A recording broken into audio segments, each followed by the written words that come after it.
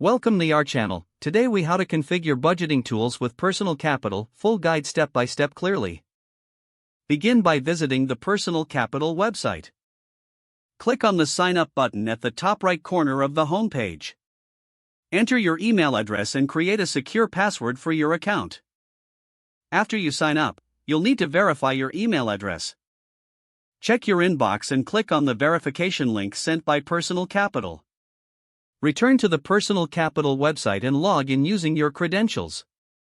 Once logged in, you will be greeted by the dashboard.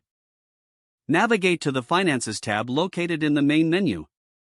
Select Budgeting from the drop-down menu. Now, you'll see an option to set up your budgeting tools. Click on Add a new budget.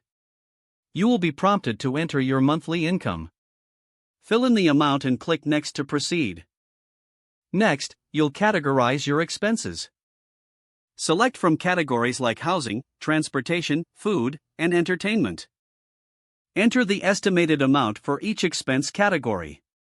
After you enter all your expenses, click Save and Continue. The tool will create a visual representation of your budget. Review your budget overview to ensure accuracy. Adjust any categories as needed to better reflect your financial situation. Once satisfied, return to the dashboard to access your budget anytime.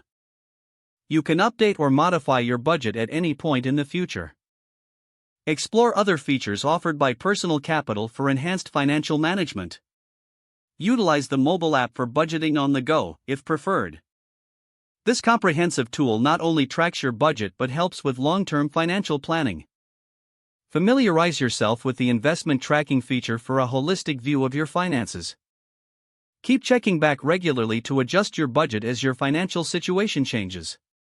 If the page does not load, refresh the browser or try again in a private or incognito window.